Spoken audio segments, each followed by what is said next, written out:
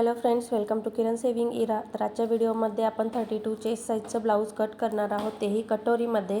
तर इथे मला 4 ते 5 ब्लाऊज कट करणं होते, त्याच्यासाठी मी अगोदर पेपर कटिंग्स करून घेणार, नंतर मग इझिली आपल्याला पेपर कटिंग्सने आपण जे आहे ब्लाऊज कट करू शकतो, कितीही असले तरीही। तर आता इथे जे रेडी हाईट आहे ती आहे आपली 13 इंच, त्याच्यामध्ये 1 इंच एक्स्ट्रा घेऊन 14वरती मी इथे पॉईंट दिला।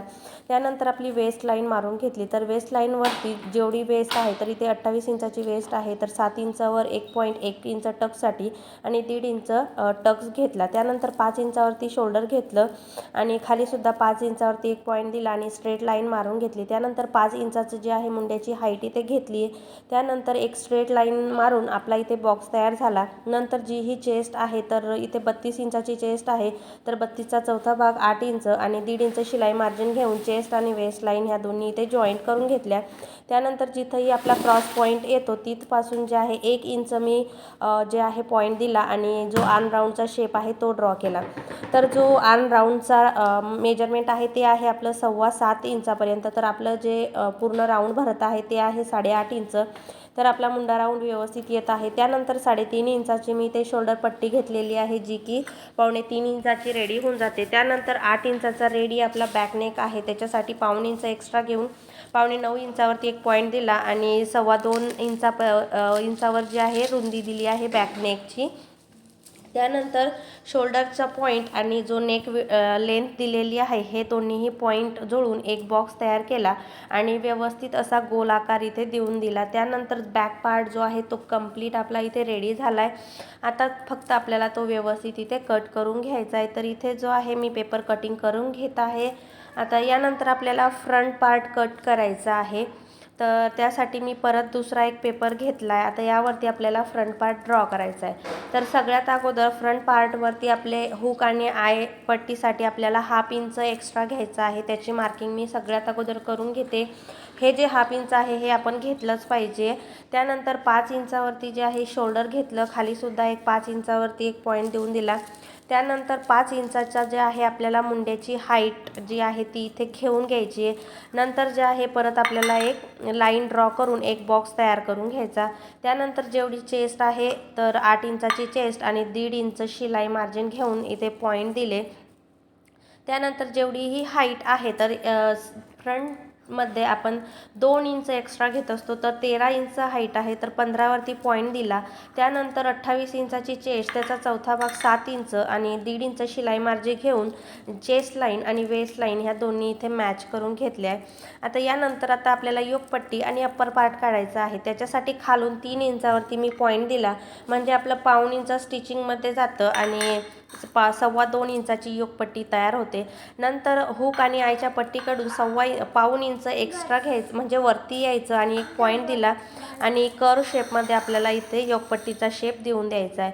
त्यानंतर 3.5 इंचाची शोल्डर पट्टी घेतली आणि फ्रंट नेक जो आहे 5.5 रेडी आहे, 1/2 इंच एक्स्ट्रा घेऊन 6.25 वरती पॉईंट दिला। त्यानंतर 2.25 इंचाची गळा रुंदी घेतली आणि व्यवस्थित असा गोलाकार शेप इथे देऊन दिला। त्यानंतर आता आपल्याला कटोरी काढायची आहे, त्याच्यासाठी गळ्याच्या बाजूकडून खालून वरती 1 इंचावर पॉईंट दिला। त्यानंतर साईड पट्टीकडून 3 इंचावरती 1 पॉईंट दिला आणि कटोरीचा शेप जो आहे तो असा व्यवस्थित ड्रॉ करून घेतला।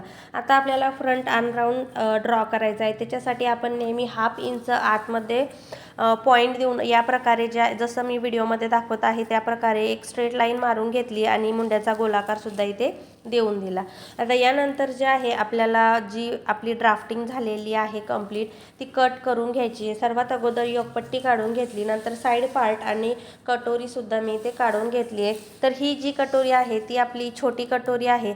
आता ह्या कटोरीचा वापर करून आपल्याला एक मोठी कटोरी म्हणजे आपल्याला त्याच्यामध्ये टक्स ॲड करावे लागतात।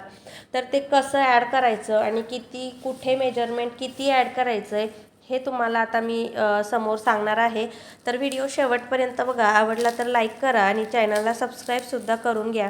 तर इथं साईड पार्टला मी छोटासा क्रॉसमध्ये कट मारला आहे, कारण जेव्हा आपण मुंडा जॉईंट करतो ना फिटिंगच्या वेळेस, तेव्हा थोडंफार समोरचा पार्ट जो आहे कटोरीमध्ये वाढवलेला असतो, त्याच्यामुळे अगोदरच आपण जो आहे तो थोडासा कट करून घ्यायचा, म्हणजे फिटिंगच्या वेळेस आपल्याला प्रॉब्लेम येत नाही। आता मी तुम्हाला मार्जिन सहित सगळं दाखवलं आहे करून, की तो कापल्याने आपली जी हाईट आहे मुंड्याकडची ती व्यवस्थित जेवढी आहे तेवढीच येऊन जाते।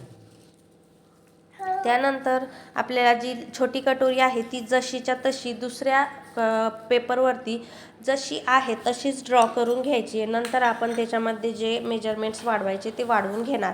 तर आता इथे आपल्याला टक्स द्यायचा आहे, तर त्याच्यासाठी कंप्लीट कटोरीमध्ये आपल्याला 2.5 इंच वाढवायचं आहे। तर 2.5 इंचाचं हाफ करून दोन्ही बाजूला जे आहे मी 1.25 इंचावरती पॉईंट दिला। त्यानंतर गळ्याच्या बाजूने कोणतंही ॲड केलं नाही, कारण आपण अगोदरच ॲड केलेलं होतं। आणि जिकडून आपण साईड पार्ट जॉईन करणार आहोत तिकडून 1/2 इंच एक्स्ट्रा घेत जिथं आपण 1.25 इंच केलेलं होतं तिथपर्यंत आपण शेपमध्ये ड्रॉ करत जायचं आहे। त्यानंतर पूर्ण जे खालचं जे पार्ट आहे त्याचं बरोबर आपल्याला मिडल पार्ट काढायचा आहे आणि तिथं पॉईंट देत खाली 1.5 इंचावरती एक पॉईंट द्यायचा आहे आणि जसं व्हिडिओमध्ये दाखवलं आहे त्याप्रमाणे आपल्याला मार्किंग करून घ्यायचं आहे। आणि जी कटोरी आहे आपली मोठी कटोरी ती इथे रेडी झाली आहे। तर आता जी कटोरी आहे आपली इथे रेडी झाली आहे कंप्लीट। यामध्ये आपण टक्स देऊ शकतो आणि आपला व्यवस्थित असा ब्लाऊजचा भाग इथे तयार होऊन जातो। आता यानंतर मी स्लीव्ज कट करणार आहे, कारण आता मी तुम्हाला सांगितलं होतं की 5 ते 6 ब्लाऊज कट करायचे आहे। त्याच्यामुळे आपण सगळेच पेपर कटिंग्स जे आहे मी करून घेत आहे ते स्लीव्जचे आणि बॅक पार्ट आणि फ्रंट पार्ट। तर इथे 5 इंचाची मला स्लीव्ज घ्यायची आहे, त्याच्यासाठी 6 इंचावरती पॉईंट दिला। त्यानंतर जी जो कॅप हाईट असतं आपलं ते दिलं आहे मी इथे 2 इंचावरती। त्यानंतर जोही मुंडा राऊंड आहे तर 7.25 इंच मुंडाचा पॉईंट मी ते दिलेला आहे, तुम्हाला दिसतही असेल त्या पद्धतीनं। आणि समोर 1.5 इंच शिलाई मार्जिन घेतली आहे। नंतर व्यवस्थित असा स्लीव्जचा जो शेप आहे तो देऊन द्यायचा आहे। यानंतर आपल्याला मेजर करायचं आहे की आपलं जे फिटिंग आहे ती किती आहे, तर इथे 4.25 पर्यंत फिटिंग येते। त्यानंतर 1.5 इंचाची शिलाई मार्जिन घेऊन आपण जे दोन्ही पॉईंट्स घेतलेले आहेत ते मॅच करून घ्यायचे आणि कंप्लीट आपली स्लीव्ज जी आहे ती इथे रेडी झालेली आहे। आता ती जी स्लीव्ज आहे मी इथे कट करून घेते।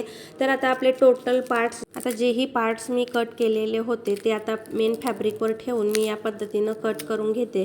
तर आता 1 इंच मी खाली एक्स्ट्रा घेतलंय, तुम्हाला दिसतही असेल। तर ते फक्त याच्यासाठी कारण हे बिना अस्तरचं ब्लाऊज आहे आणि आपण कट करताना फक्त 1 इंच एक्स्ट्रा घेतलेलं होतं, पण इथे 1 इंच अजून एक्स्ट्रा घेतलंय कारण आपण जे बिना अस्तरचं ब्लाऊज कट करतो तेव्हा 1 इंच एक्स्ट्रा घेऊन खालच्या बाजूनेच आपण पट्टी जी आपली फोल्ड करायची असते मागच्या बाजूची ती आपण या पद्धतीने इथे करू घेऊ शकतो। म्हणजे मेन फॅब्रिकचीच आपल्याला वेगळी कट करायचं काम पडणार नाही, तीच आपण जी आहे मागच्या बाजूला फोल्ड करून तयार करून घेऊ शकतो। आता जेही पार्ट्स आपले झालेले आहेत रेडी ते आपल्याला मेन फॅब्रिकवर ठेवून फक्त ड्रॉ करून घ्यायचे आणि जशास तसे कट करायचे आहे। आपल्याला कोणचंही एक्स्ट्राचं म्हणजे मेजरमेंट वाढवायची गरज नाही आहे, कारण आपण अगोदरच जेही एक्स्ट्राचं मेजरमेंट घ्यायचं आहे ते कंप्लीट आपण इथे घेऊन घेतलेलं आहे।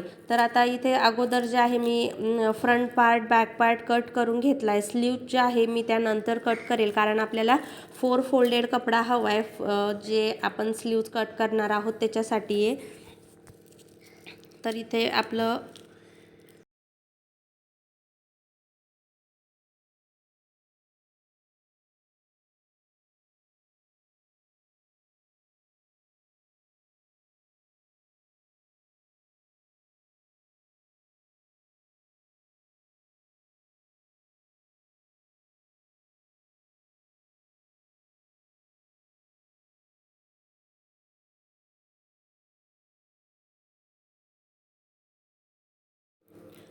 इथे योगपट्टीसुद्धा आपली कट झाली आहे। त्यानंतर आता जे उरलेलं कापड आहे त्यामध्ये आपल्याला स्लीव्ज कट करायचे आहे। तर 4 फोल्डेड कपडा जो आहे मी करून घेतला आहे आणि खाली 1 ते 1.5 इंचापर्यंत इथे सुद्धा मी एक्स्ट्रा घेऊन घेतले आहे अगोदरच, कारण आपल्याला खालची जी पट्टी आहे ती याच फॅब्रिकची टर्न करायची आहे। तर आता कंप्लीट ब्लाऊज इथं कट झालं आहे। तर